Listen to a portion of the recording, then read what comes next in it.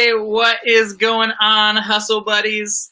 Sorry, the camera and the mic are a little bit different. We had family come last week, and then more family come this week. So unfortunately, my office has been converted, and all my camera gear and mic gear and everything is packed away. So you'll have to bear with me for this week for slightly lower quality. But we are super pumped that you guys are here. Welcome to Sunday Night Live. If you're unfamiliar, so we try to do this every Sunday when we can, and I just come on here and I answer like as many questions as I can, hang out with you guys, see how your weeks are going. Sometimes I'll have a few things to talk about.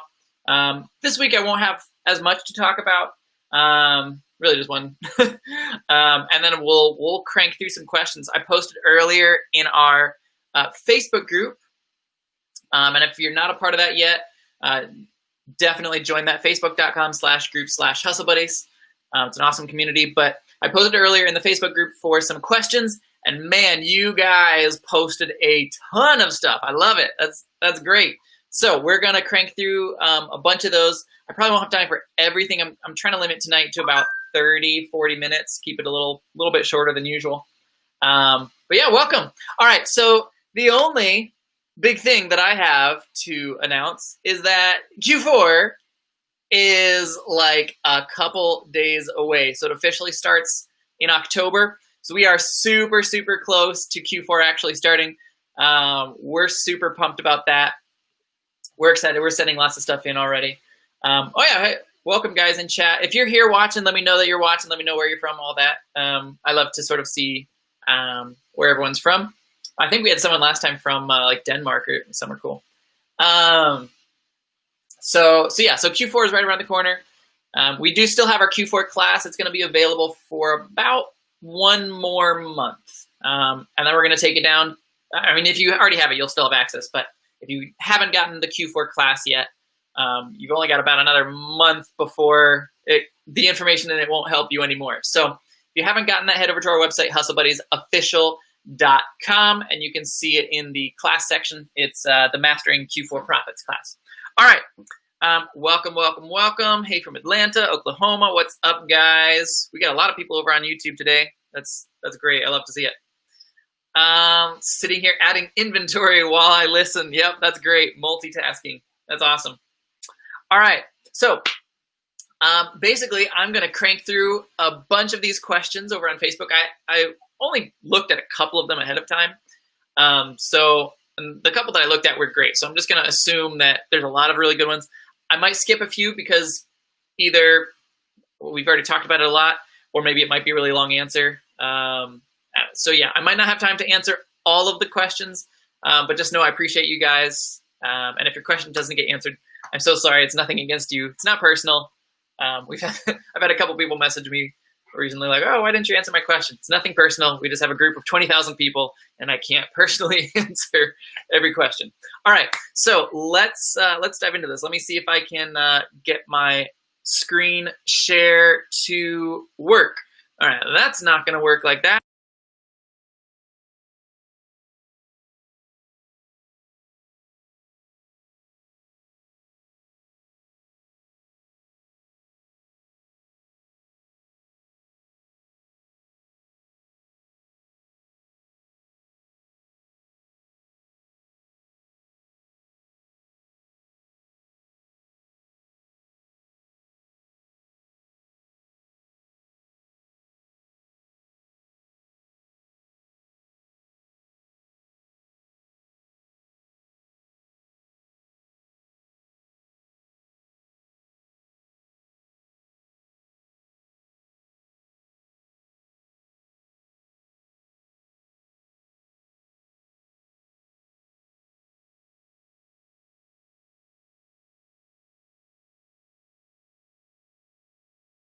First, I would say, and a couple of people already answered this in the group, you shouldn't ever stop sending stuff. Stuff sells far after Q4 ends. People get gift cards, they return things and buy what they actually wanted, all of that stuff.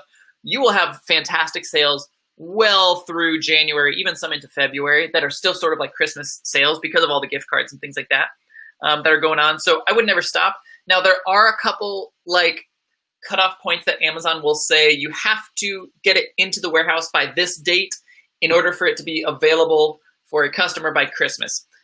They haven't. I don't believe they've released those dates yet for this year. There's usually a cutoff date for Black Friday and a cutoff date for Christmas. Like if you want your stuff to sell by then, normally it's the very beginning of November or the very beginning of December for Black Friday or Christmas, respectively. All right. So there will be like a cutoff date. Usually it's like December 2nd or December 3rd. That's what it's been in years past. It might be a little bit sooner this year because they're so backed up. That's when they're like guaranteed cutoff date. So if you're doing like a bunch of toys or something like that, I would say like, so for Black Friday, because it actually happened so close to the end of the month and where all the cutoff dates are this year, basically like you need to be, whatever you buy on Black Friday, if your plan is to sell it FBA before Christmas, basically you need to spend like all day Saturday and Sunday packing it and ship it out that Monday. If your plan is to FBA it prior to Christmas and it to be guaranteed. Now you can send it in after that point. There's nothing wrong. It's not like a hard, like, oh, we stopped accepting shipments.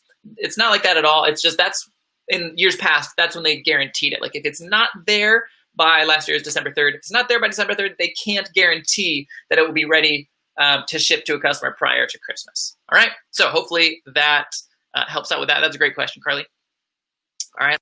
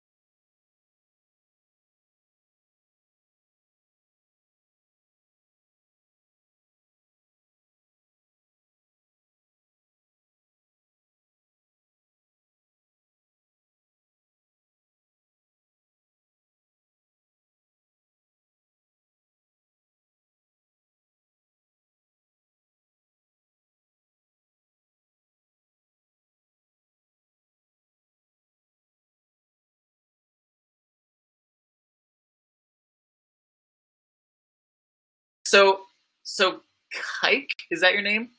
Or Kiki? Um, so specifically at like these discount stores where you're earning, so Kohl's, for example, you earn Kohl's cash. This will be true of any store where you earn their own version of like in-store cash.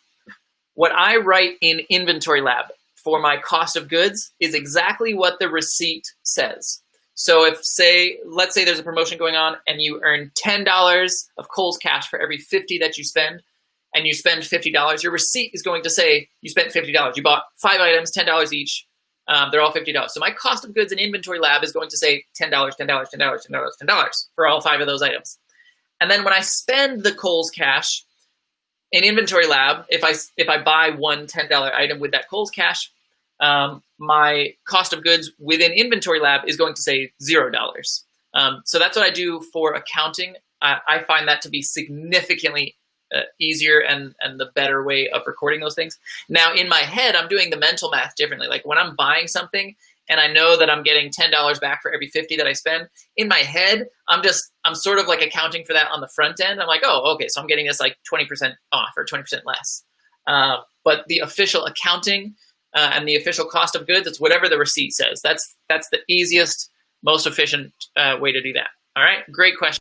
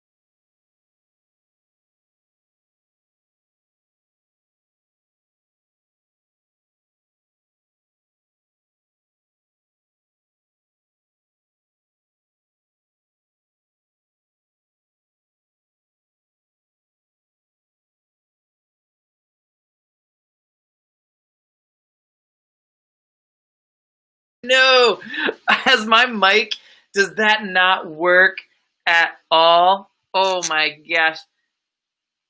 I like scrolled. Oh man. Wow, what a failure by Nate. Oh goodness, guys. Let me see. Audio input. How do I fix that? How do I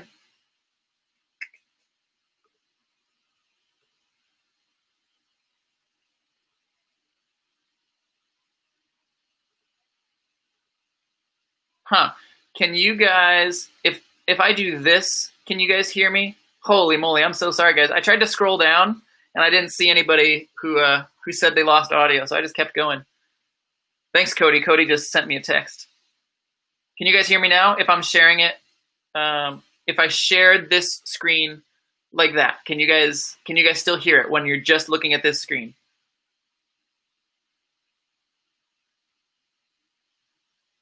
Yo, okay, there we go. Oh my gosh, guys. Goodness gracious. I'm so sorry. Wow, I really failed with this one.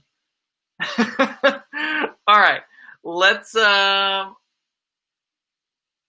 quickly, and if that's a little bigger, I think I can do side by side like that. All right. Oh man. All right, so holy moly. Dang, I dropped the ball real hard, guys. I'm surprised that 57 of you guys are still watching this. Hopefully people watching the replay are like, what the heck? That's going to kill me in the YouTube algorithm. All right, so rapid fire. Carly asks when you should stop sending stuff for Q4. Never. Stuff sells after Q4. There are some official cutoff dates on Amazon as far as you'll need it to get there. Last year, it was December 3rd for them to guarantee your thing could be sold by Christmas, but don't worry too much about that. Specifically, if you're buying for Black Friday, if you buy it on Black Friday, if you want to sell it by Christmas, plan to pack it and ship it Saturday and Sunday and get it the heck out of your door by Monday. Boom, next question. Dennis, what can you do about all the listings that are changing, like single packs to triple packs, double packs to six packs? You can't. It really sucks. It's a problem we all deal with. Complain to Amazon, but they're not going to do anything about it. We all deal with it. There's no good solution. If you're a programmer, you can make a lot of money if you can find a solution, because that is a pain point that we all deal with. Monica, that's a big question I'm probably not going to get into here. Have we gotten a date for Prime Day? I heard that Prime Day was October 13th. I haven't personally confirmed that on Amazon. That's just what I've heard. You'll see your sales go up some. Probably not huge this year. I don't think Prime Day is going to be massive. There hasn't really been a ton of advertising for customers this year, so I don't think it's going to be a huge event. I think your sales will increase maybe like 50%, maybe, but nothing to really like stress out about. Man, I'm so sorry, guys.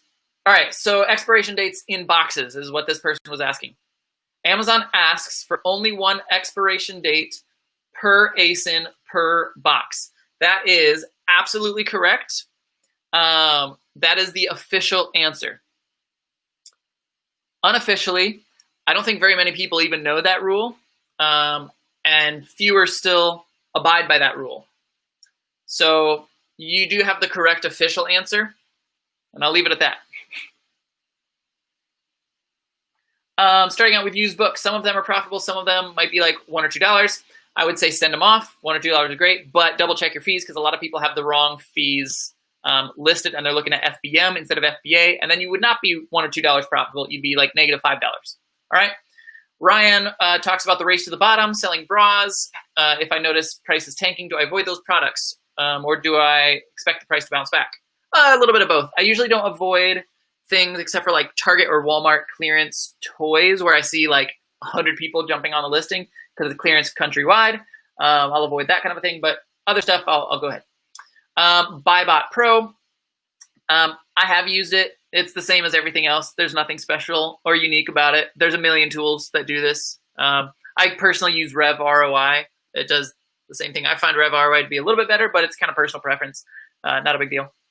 Do you think you've made more money during Q4 from Target and Walmart or from places like Ross and Marshalls? I think Target and Walmart, because you can get more bulk stuff. Ross and Marshalls, you can make good money, but you're selling onesies and twosies, which can be great if you're starting off. But when you're selling at my level, onesies and twosies are sort of hard to manage and work with.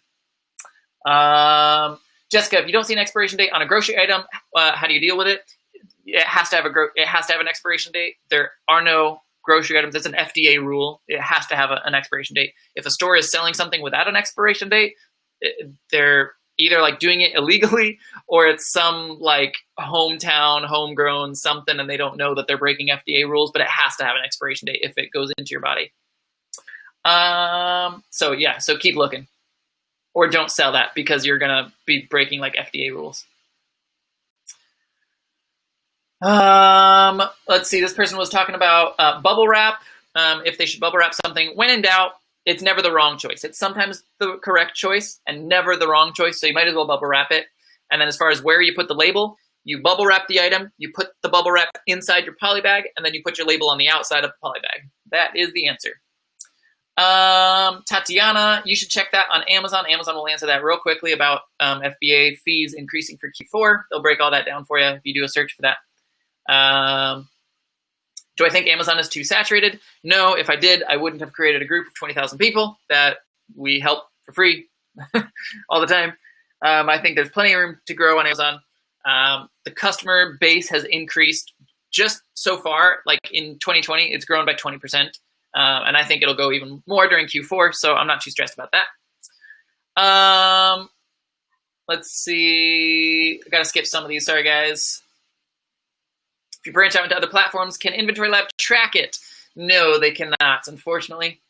What's the best way to handle counterfeit sellers? Like in their case, they have people from China tanking a listing, blah, blah, blah. There's not a magic bullet, unfortunately. You can do the same thing back to them, but they're just going to keep fighting you. I would probably recommend just getting off that listing, sell out of what you can. If it's really great, you can try to do the same thing back to them, like buy stuff as a customer from them, report it as counterfeit because it is counterfeit.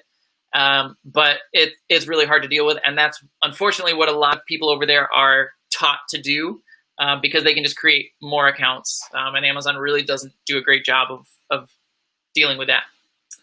Kike asked about the Kohl's Inventory Lab purchase, how you account for the discounts with your cost of goods. What I do, my cost of goods is exactly what the receipt says. It does not account for the Kohl's cash. So if you buy 5 items for a total of $50, $10 each, and you earn $10 of Kohl's cash, in Inventory Lab, I will put the cost of goods as $10, 10, 10, 10, 10, 10, 10, 10.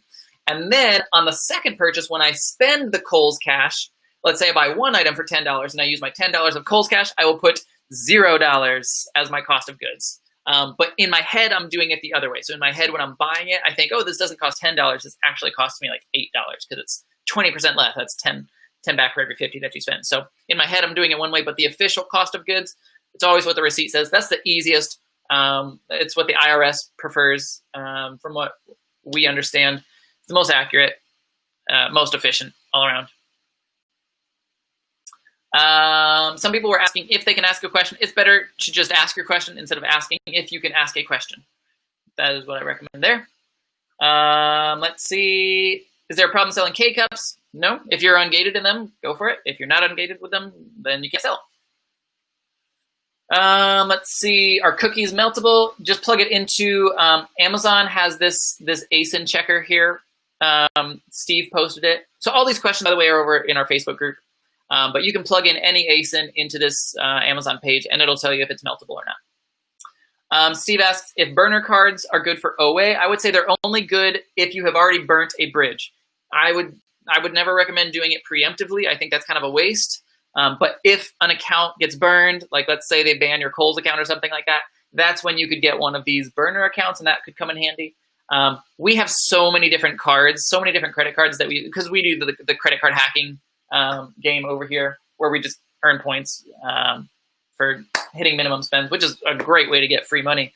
So I don't personally find a need for it. If you don't have a bunch of different credit cards and you need multiple cards, like an account gets burned, then that could be an option. But I would say cross that bridge when you get there. Don't worry about preemptively doing stuff. I think it's kind of overthinking that if you preemptively do stuff.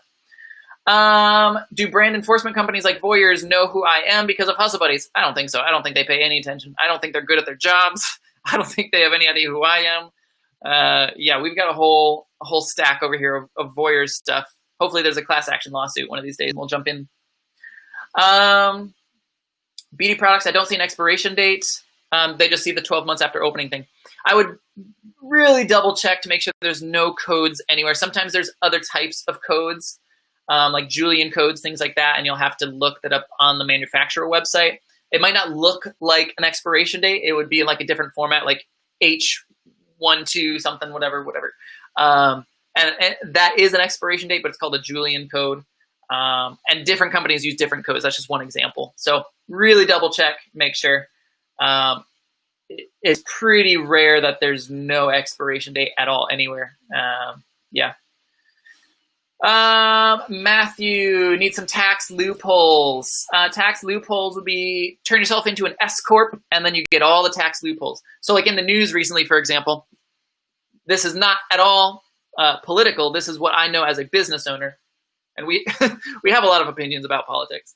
But you'll see that recently Trump's tax thing came out, and he has paid very little in taxes because it's income tax, and I think that's the key here. Now, I haven't looked into it myself. Maybe he evaded them. Maybe he didn't. I don't know anything about that, but I do know that business owners pay very little in taxes because we do not have income. My business owns a lot of things, and I happen to use a lot of things that my business owns. That's the loophole.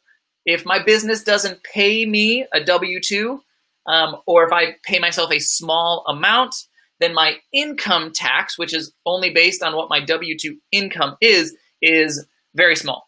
All right. So the more stuff that your business can buy, the less you're going to be paying in taxes. And really, you get all those loopholes once you get into at least the S corp range or larger. I mean, obviously, I'm sure he has like C corps and other things like that. But yeah, that's business owners don't really pay taxes. It's kind of funny when people talks about like, oh, we need to tax the 1%. The 1% aren't paying taxes, and raising the tax bracket is meaningless because the 1% they don't have income. They don't have jobs that pay them a salary that they would pay tax on. Only people who get W-2s pay taxes. I mean, there's a few exceptions to that, but the blue collar workers of America are the people who are taxed, and tax laws are written for the rich to tax those who work for the rich. So once you own things and once you sort of enter that level and you understand the game that they're playing, I don't like the game. I don't think it should be that way, but it is that way. And so we play by their rules and we take advantage of all the loopholes we can. Yeah, we've paid significantly less in taxes for our business than we ever did as public school teachers working for the government, which it's stupid. I dislike it, but that's how the rules are, and we're going to play by the rules.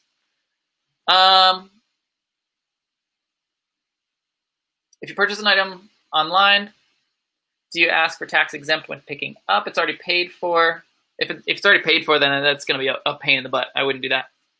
And you can write that stuff off at year end as a separate line item. Don't account for it within your item level. Like if you pay, let's say $10 for the item and you have 7% tax, don't put that your cost of good was $10.70. That's going to take you forever. Write what the receipt says, and then at the year end, look at all your receipts and tally up all of the tax line items, and that will be its own line item that you give to your accountant. So you paid $7 that day, and $2 that day, and $11 that day. Just add all those things up, and that's how it'll work. And then the last one, and then I'll get to some questions in here. Dina, someone asked if they could lower the price. Is that against the TOS? No, you can put the price whatever you want. Personally, I would put no response needed because it doesn't really matter to me. Some people will do that. And that is up to you. All right. Thank you so much for bearing with me, guys. I'm so sorry that my sound was off for like the first 20 minutes of this video. Oh my gosh. Yeah, I appreciate it, Cody. Cody sent me a text. All right, let's see. I'm gonna turn this off. Okay, let's see if there's a couple questions here that we can answer. Is it possible to do Amazon from Canada? Yes, absolutely. We know lots of people who sell on Amazon in Canada, whether that's on Amazon.com or Amazon.ca or both. Yes, it's 100% possible. There's lots of Canadians in the group. If you just search for Canada, you'll see other Canadians, and maybe you can get in touch with them, reach out to them. Kind of discouraged, but considering it, this is the kind of thing that you really have to just push through. If you're the kind of person who gives up, you can't really fail an Amazon business. I don't know Amazon businesses that fail. I know people who give up, and I know people who stop selling on Amazon, or maybe their priorities shift. But yeah, I would say if you quit when you get discouraged, I don't know if Amazon's going to be a great fit for you. You really got to be able to persevere and push through some failures and learn from the failures, because everybody fails. It's the people who succeed are the ones who failed the most and just kept failing over and over and over, and eventually they stop failing and sucking, and then they learn some good lessons. All right. Let's see. We can't hear you, can't hear you, can hear, yes, can hear, can't hear, can hear. Let's see. Top 3 things for beginners to focus on. Scan everything. Get really good at scanning. Figure out your budget. If you're starting with a small budget, figure out how to hustle your butt off and scrounge up more funds, whether that means getting free things from places, whether that means flipping like small things locally. You got to hustle if you're starting with a small amount. If you're starting with a larger amount, then figure out your pain points and then find tools to fix those pain points. Or invest in education so that you hit less roadblocks. Like we've got lots of classes. If people are starting with if you're starting with a small budget, don't buy education, don't buy classes, don't buy coaching stuff. But if you're starting with a larger budget, absolutely, you can skip a lot of those failures. So yeah, if you're interested in that, hustlebuddiesofficial.com has all of our cool classes on it. What's the minimum monthly number of sales of a product that you will buy? 1. I mean, if it's selling once a month and I'm the only seller, then I'll buy 1 or 2 of that product. No big deal. What's up with pending sales? They're just waiting to be shipped out. Nothing you can do. Don't pay attention to it. There's nothing that you need to do on your end.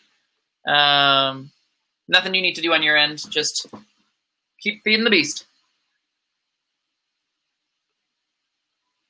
Have we successfully received documentation that requires for product compliance requests? It depends on which ones. There are a lot of things that we have and some things that we have not. So that's unfortunately kind of a big question that we can't get super into. What does it mean when your listing is suppressed? It means that it's suppressed. It's not active. It might say active in one screen, but if it's suppressed, a customer can't buy it. It's not actually active.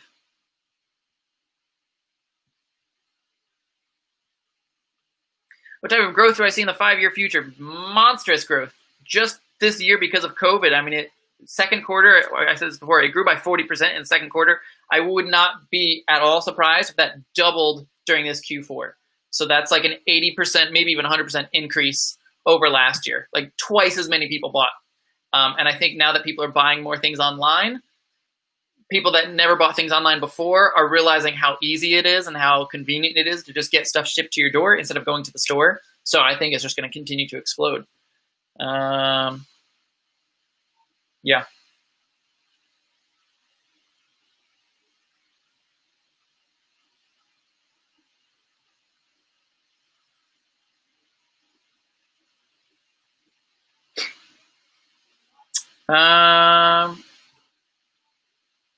There are rules for the polybag. They have to have suffocation warnings. We have a link. So we've got a video on our YouTube channel, youtube.com/c/hustlebuddiesofficial.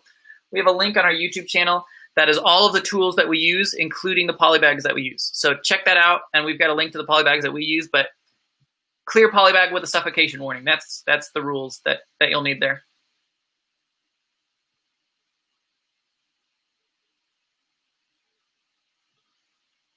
Have I seen my Kohl's margins decrease? Not really. I mean, maybe a little bit on some of like the low end bras, but there's so much to go around, and clearance tends to be very regional. Now, I would say like end of season things, I don't usually buy end of season stuff because that is available countrywide. Like it might be, let's say it's like an end of season sale and all of this style is going for $16.99. It's going to be $16.99 everywhere.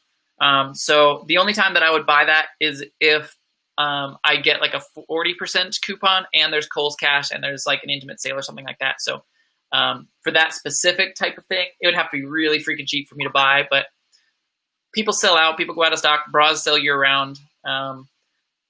I really haven't seen a noticeable difference in Inventory Lab. I can see under my like supplier profitability category within Inventory Lab, my supplier profitability year over year, and Kohl's this year is the same as Kohl's last year, and we're still making a ridiculous amount of money from them. So yeah, it's just it's a big ocean. There's so much.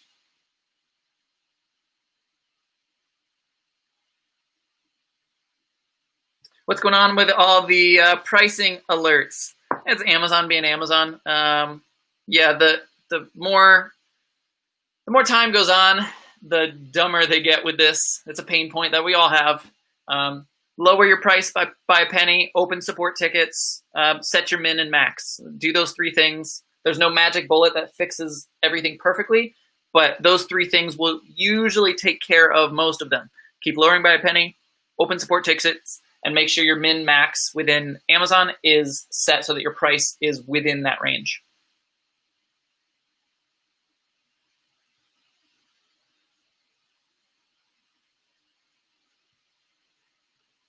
Do I do mostly OA or RA with colds? Both. We do lots and lots of both.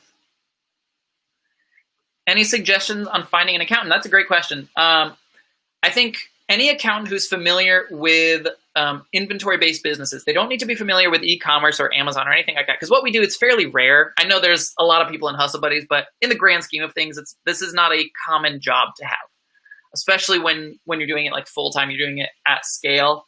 I would be surprised if there was more than 5,000 to 10,000 people and this is in the US, 5,000 to 10,000 people that are doing arbitrage full time. Private label is a little bit different, but yeah. So find one that is an inventory based business, because what we do is very similar to like the mom and pop store down the road, and find one who communicates well, quickly, and electronically. So if you can shoot them a text or you can shoot them an email, great.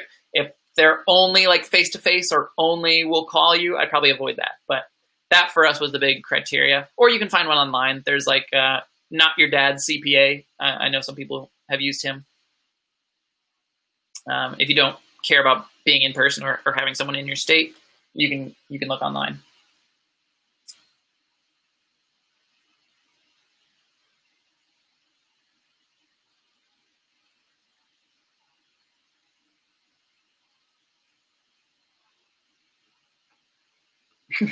What do I consider a larger? That's super subjective. Oh, maybe you're talking about the classes.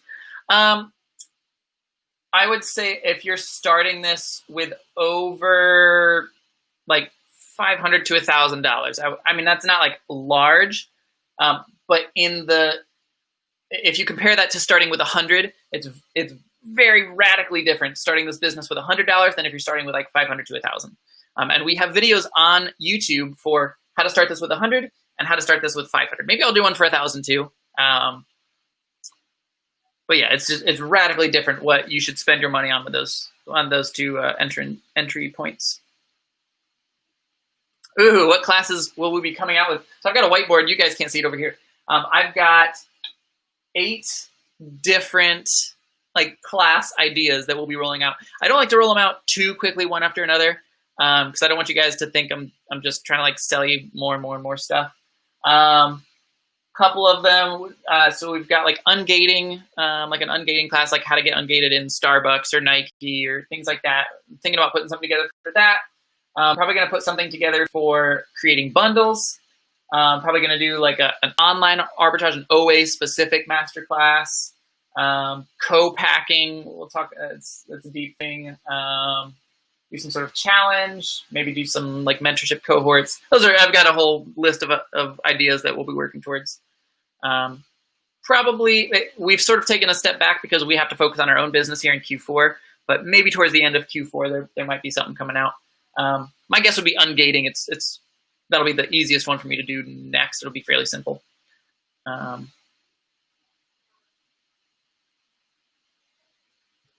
why do you have an unpaid invoice for something that was shipped FBA? So that would be a business customer. Nothing you have to do for that. It's on Amazon's end. It's useless information for you to know. It's a business customer that has like a net 30 terms with Amazon. So nothing you have to do. Don't worry about it. Don't think about it. How much do I think grocery sales have increased since the pandemic? I don't know, 1,000% maybe. It's insane what happened to groceries during the pandemic. It's been bonkers. I've never seen anything like this. Thoughts on selling a wide variety of stuff? I think that is very wise. I always tell people, go wide, don't go deep. If you buy one of 100 different items, you're going to learn 100 different lessons. If you buy 100 of one item, you're going to learn one lesson. Your one lesson might be a winner, might be a loser. I would rather have 80 winners and 20 losers and learn a bunch of different lessons. So definitely go wide if you're starting out. So this is a good one. How soon will I start seeing money appear in my bank account? That varies drastically. It's going to vary if you're doing FBA or FBM. You'll see money faster doing FBM. It's going to vary. Like, is your stuff actually selling? Like, if you post stuff on Amazon and it doesn't sell, you're not going to see any money in your bank account. Let's say you're doing all FBA. You're not doing any FBM. The very first payout usually takes like 6 to 8 weeks. I would say the very beginning takes a long time because they hold a lot back just in case there's refunds, things like that. You can speed that up doing FBM. That will speed it up drastically, doing FBM and finding good selling items, but not everyone has time for that.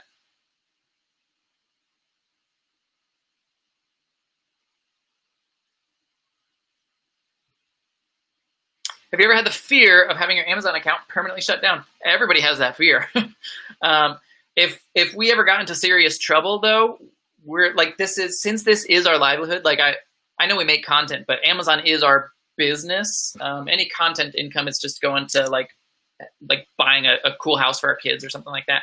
It's going to more like pipe dream funds. But our regular job, our business, what pays all of our bills is Amazon. So for us, it's our livelihood. If we ever got in serious trouble, I would just hire legal help.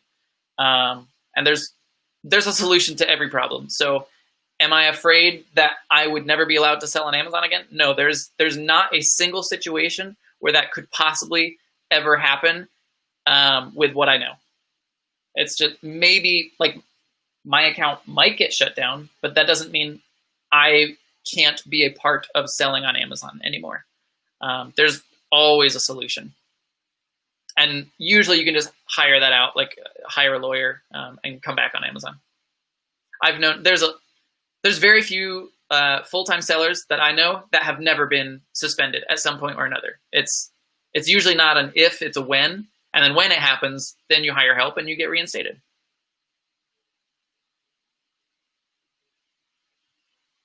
Kobe, this is a great question. So running out of like working capital when you're first starting because you're waiting 6 to 8 weeks. Yeah, I actually we have a lot of coaching students. We do coaching every Monday. If you're interested in that, it's on our website, hustlebuddiesofficial.com. But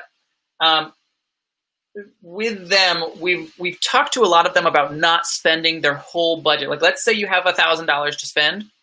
I wouldn't spend it all in a day or a week. I would stretch that out over like your payment period. So when you're first starting, if you're starting with $500, don't go to the store and spend $500. You probably don't know things. Go to the store, spend, I don't know, $50, and then go to the next day and spend $20, and then the next day and spend $70, and just keep doing little bit by little bit by little bit. It keeps your mind in the game. It keeps you thinking, because if you spend your whole budget and then you twiddle your thumbs for 8 weeks, you're going to stop. You're going to be like, well, this is stupid. I'm not going to do this anymore. You forget about it. You'll get lazy. It goes to the back burner. So spend a little bit. It'll help you learn significantly better. It's why we don't do school for 14 hours a day, 2 days a week. That isn't how your brains work. You have school every day, well, Monday through Friday, for shorter amounts of time. Or some countries, they do it year round, but they'll do it like 8 to 12 all year round, and they just won't do like big summer breaks. So your brain works better in small chunks.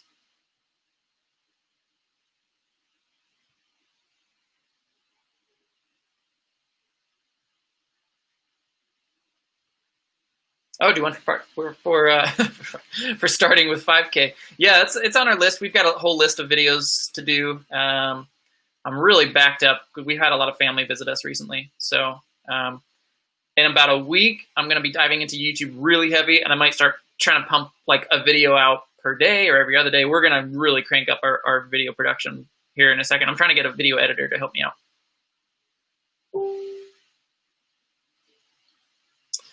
So for these like scanner recommendations, all of this is listed in our video on YouTube. It's tools we use. If you're on our Facebook, you can search for that. It's in like the files section. If you're on our YouTube, you can see it. It's in multiple playlists. It's on our channel. Tools we use, and it has every tool and scanner and everything that we use.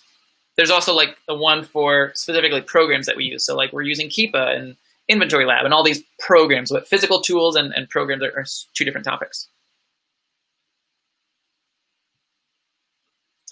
Co-packing is basically hiring a company to pack food for you. It's sort of like private label for grocery items. That's conceptually how you can think about it.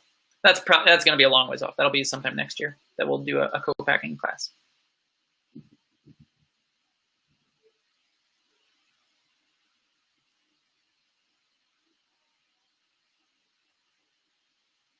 I'm looking for a couple more questions. I don't have a ton of time left.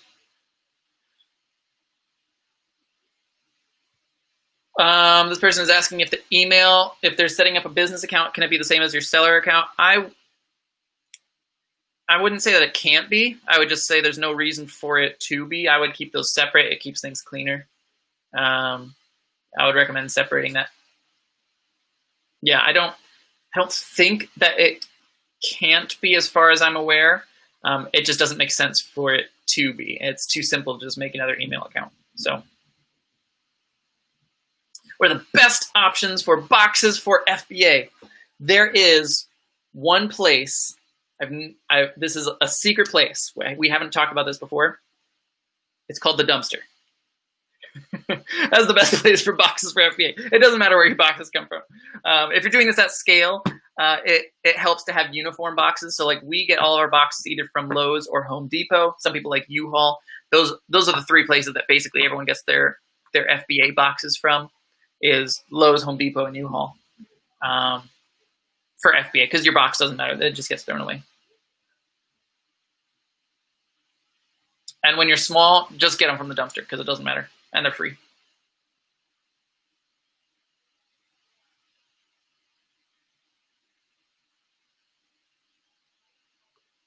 This depends, Miss Cat.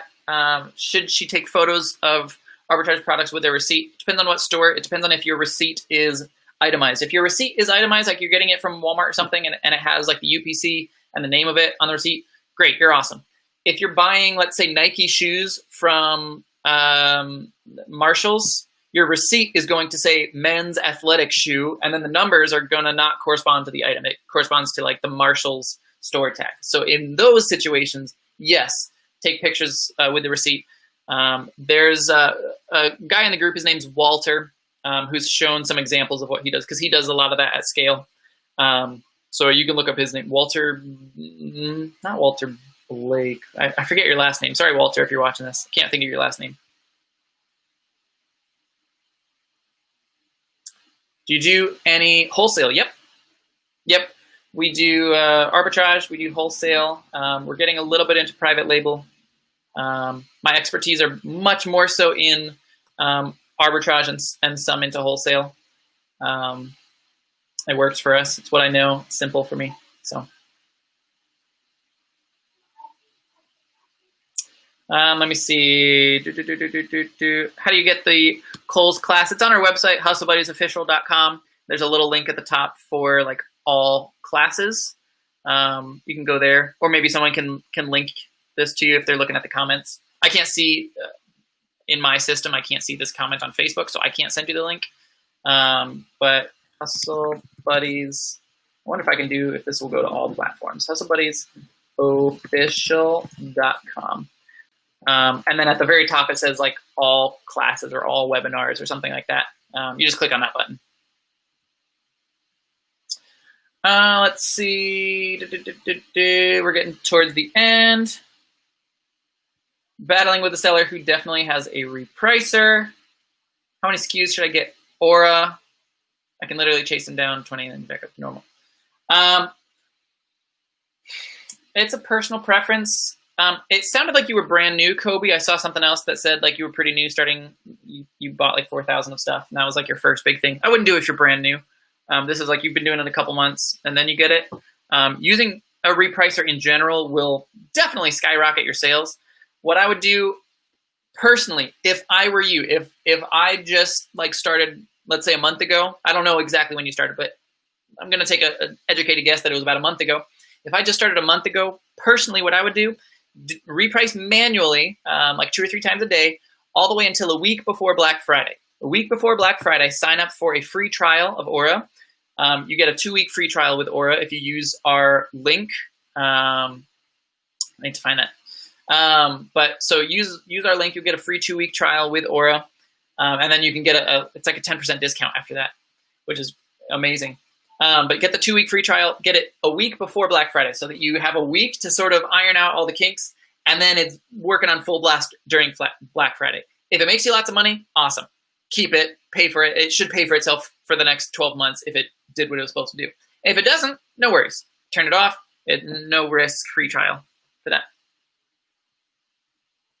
I'll try to come back and post a link to Aura. But if you search for Aura in the group or on our YouTube channel, we've got lots of links with our awesome discount code. And the discount code actually works on the annual purchase. They say it's good for the first 3 months. So if you get like the monthly reoccurring thing, I think it's 10%. It might even be 15. But yeah, so they say it works for the first 3 months. It actually, if you just buy like the whole year up front, it works for the whole year up front, which is kind of nuts. I don't know if they know that that's how their settings are, but that's how their settings are. That's a lot of money off.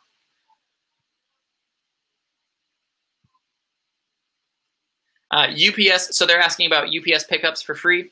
Do a Google search for UPS Smart Pickups, and you can get free pickups from UPS. Even if they're not free, it's like $7 or something, or $10 to have them pick your stuff up. Definitely worth it.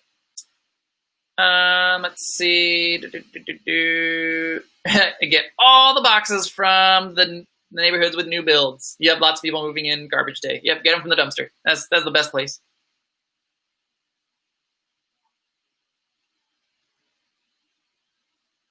This person's asking about Exceller lists, transferring books, and an issue. I don't know. We don't use Exceller lists. We use Inventory Lab. I find Inventory Lab. In my experience, I liked Inventory Lab better. I guess it's been many years since I used Exceller list, but personally, I use Inventory Lab. So I don't know what your issue is. I don't know how to fix it. You'll have to reach out to their support. And I would probably recommend using Inventory Lab instead. New to FBA. Welcome, Sunrise, or Sunris. What I would recommend first, because I see this comment is on YouTube, join our Facebook group, facebook.com/groups/hustlebuddies. Join that. Once you have joined, go to the units tab and go through all the units. We've got like here's your first step, here's your second step, here's your third step. We've really broken it down super, super simple for brand new beginners. So head there and hit those units.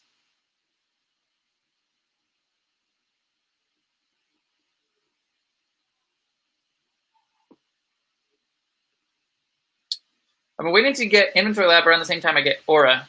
No, Inventory Lab is like, I guess if you already spent your money and you're waiting for your money to come back, don't bother with it, because the key with Inventory Lab is it helps with the listing process. But Inventory Lab is like one of the first tools. We have a video on YouTube for the different programs that we use, like the different subscriptions and things like that. For us, Keepa and Inventory Lab, day one. Get those, unless you're starting with like a teeny tiny budget. But if you're starting with any sort of normal sized budget, Keepa and Inventory Lab are the two first tools that should be in your tool belt.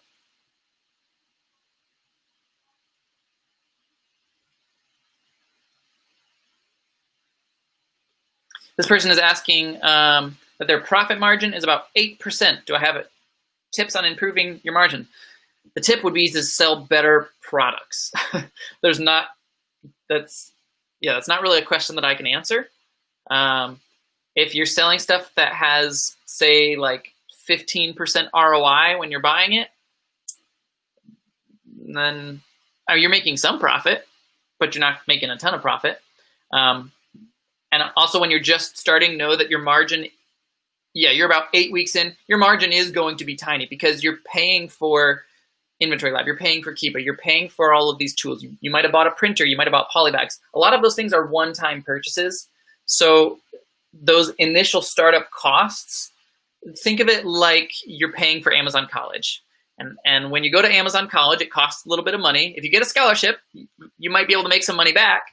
But a lot of people don't make scholarships, and you sort of have to pay to play, especially at the start. But a lot of those beginner things are one-time costs, things like your printer and your polybags, tape, all of that stuff. So I wouldn't stress out too much if you've been in this 8 weeks. But I mean, if you're selling stuff that's kind of crappy, like you're getting like 10% ROI, 15% ROI, look for higher, look for 100% ROI. So in a perfect world, you find something for $10, you sell it for $30. Amazon takes $10 of fee is about a third. Your cost of goods was about a third, and you would profit about a third. So in a perfect world, 100% ROI would be 33% margin. In an absolute perfect world where there's nothing else accounted for. It's not a perfect world. I would say on average, most sellers that I know average between 15 to 30%. The larger you get, the smaller that tends to be. I do know some sellers who, one of our coaching students was talking to us, and they're doing the math correctly. They're making, I think it was like 40, I think they said 44% net profit, and they're selling about 70,000 per month. So they are making money hand over fist. They're making significantly more money than a lot of $1 million sellers that I know. I know a lot of $1 million sellers who are at like 8 to 10% margin. I think that's kind of silly if you grow that large and your margin's that small. You might as well stay small and figure out ways to keep your margin big, keep your overhead low. A couple more. These questions are great, guys.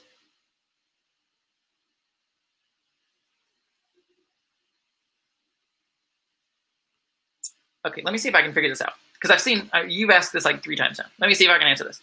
If you do an item with 12 that you place in one box, traditional labels. So do you make a 12 pack? Are you listing 12 of one item, or is your listing a 12 pack? Like let's say you're selling Pepsi and you're selling a 12 pack of Pepsi. If you're selling a 12 pack of Pepsi, it's one label. I would put it in a poly bag or something similar that says do not separate, this is a set, and then you put your one label on the outside. Okay? If you're selling 12 individual items, then like if you're selling 12 2 liters of Pepsi, for example, then each one of those 2 liters needs to have a label. How long did it take you to scale up to the point where you needed a warehouse space? Never! We have never needed a warehouse space. In fact, I intentionally do not have a warehouse. Our whole goal with this wasn't for me to have another job. We were teachers before, and we were working long hours, and I want to be home with my kids. I can't achieve that goal if I'm not at home. So we have very intentionally not gotten a warehouse. It keeps our overhead super low, keeps our margins super high, and it keeps me home with my kids. So I may be in my garage. There is some like overlap, like work and home space. There is some overlap, but that's the price that I'm willing to pay to be home all day, every day. So if my kid starts throwing up, my wife can yell like, hey, that kid's throwing up, and I can go run and help clean it up real fast. I couldn't do that if I was working at a warehouse.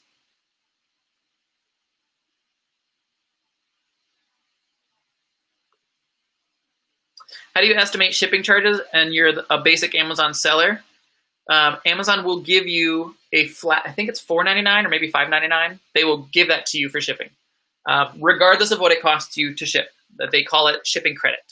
And you can't change your template. You can't change anything like that. So as far as your actual cost, if something weighs under a pound, it'll cost you $4 to $5. If it weighs over a pound, it'll cost you like $8 to $10. So if you're a beginner seller, I would say in general, try to stick with things that are under a pound, which is 16 ounces. For those of you who don't know, I had to learn that. Yeah, I would say if you don't have a pro account and you can't set up your own template, stick to things under a pound, and then your shipping you'll actually make a little money on the shipping.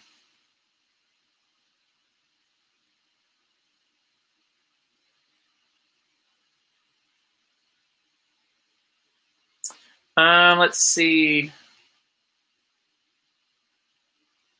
You can't, when you reprice, do it, change it in Inventory Lab or Seller Central. You can't reprice things in Inventory Lab. That's not how Inventory Lab functions. If you're doing it manually, it would be through Seller Central, or you get a repricer like Aura. We've done lots of videos about Aura if you want to look that up.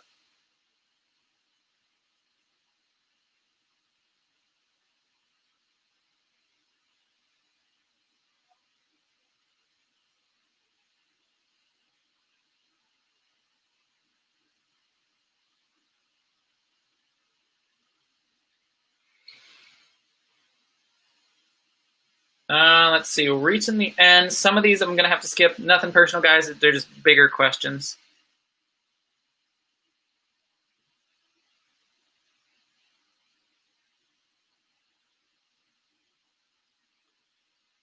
I think this person is asking about like the Hustle Buddies classes. Yes, you can rewatch them over and over again. They're recordings. They're all in like a class system. That's one thing I'm very good at is teaching. It's what we did before. I'm good at putting things together in easily understandable formats. And we break things down video by video. So especially like our most recent Q4 class, it's really broken down. So you can just search, like, do you want to figure out PPC ads? Do you want to figure out what to do for Black Friday? Do you want to figure out that? It's all broken down by video, and you can go back and rewatch it as many times as you want, and you get lifetime access as long as our site exists. What is up? I can't see your name, but I'm rooting for you. You got this. We feel you. We've got 2 of our own, not 3, but it is overwhelming at the beginning. My best advice is just start doing it. Make some mistakes. It's okay to make some mistakes. Just do it little by little, and don't get like analysis paralysis. Don't try to learn everything. Learn enough so that you don't make like a mistake that'll get you kicked off Amazon. But once you have a base, just go to the store and scan some things and buy 1 or 2. Don't go really deep, but just start dabbling, start testing. You're going to start making some mistakes. Your first buys are probably going to be terrible buys. Yeah, but just make some mistakes and learn things little by little. How do you eat an elephant? 1 bite at a time. Same thing with Amazon.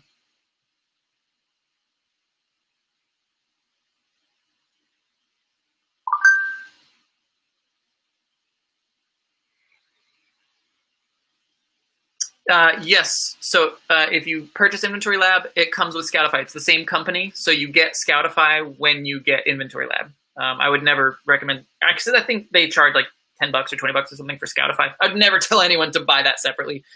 If you're not at a place to get Inventory Lab, you're not at a place for Scoutify. So get Inventory Lab.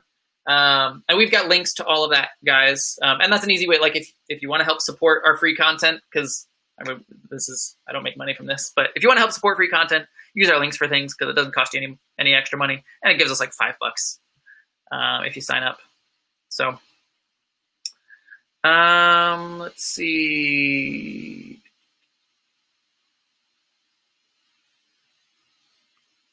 Tactical arbitrage, hands down, no contest, all day, every day. Not even in the same ballpark. It's like, would you rather drive a Lexus or a scooter? I'd rather drive a Lexus or a Tesla. Yeah, it's not even close to the same thing. And we've done lots of videos with tactical arbitrage. We like them a lot. It's what I use. It's every large scale OA seller uses tactical arbitrage. It's the golden standard by far. That's why we've done so many videos with them. So if you're interested in that, watch some of our videos. We even interviewed like the actual creator of it. So yeah, check that out. If you're going to make an S Corp, what I would recommend is finish out your first year, whatever you're doing, and then 2021, talk to an accountant about if an S Corp would be right for you. It's different for everybody, though. Let's see.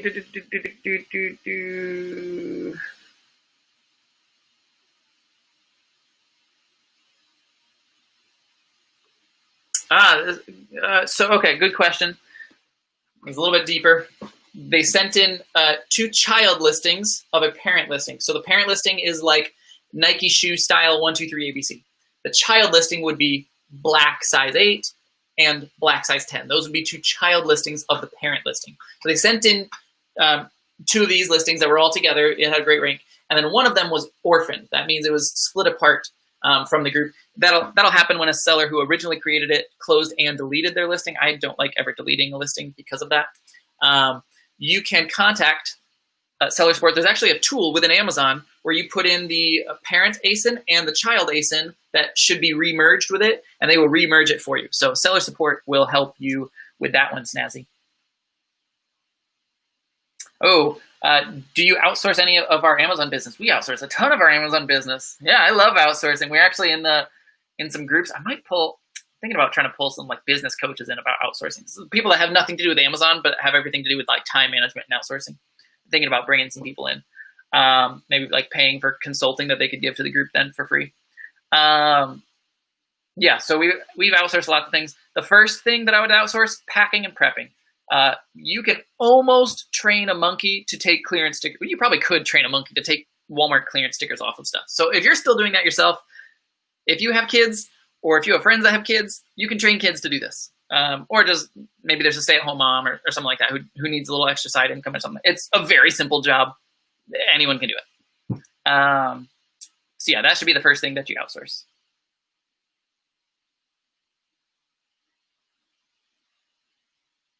Yeah, correct. You wouldn't need a Scout IQ or anything like that because Scout AFI comes with Inventory Lab for free.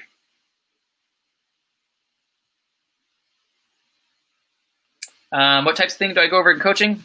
Whatever you want. We've got a little questionnaire for you to answer.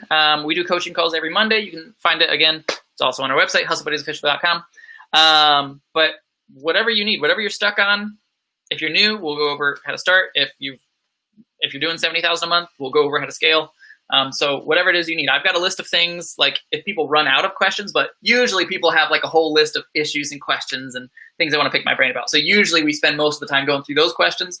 And then if we have time at the end, based on what they've been talking about, I will also give them ideas about things. But it's whatever you want. There's not really anything that's off limits as far as coaching calls. Let's see.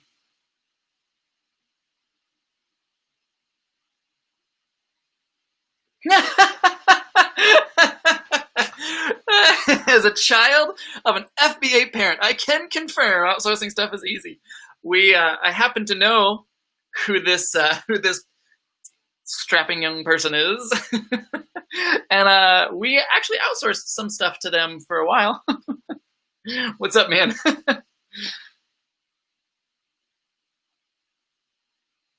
Yeah, I think this particular individual, we were paying them to use like tactical arbitrage for us for a while, and I know that they do a lot of like packing and prepping stuff, and that was all while they were in high school. Awesome. All right, I think that is all the questions. Thank you so much, guys, for coming to our Sunday Night Live. I'm going to pop off because we've got family here visiting the second week. So we appreciate you guys, as always. Thank you so much for joining. We love you all. Hopefully your sales are going to explode shortly. Get ready for Q4, and we will see you out there, everybody. All right? Hustle on.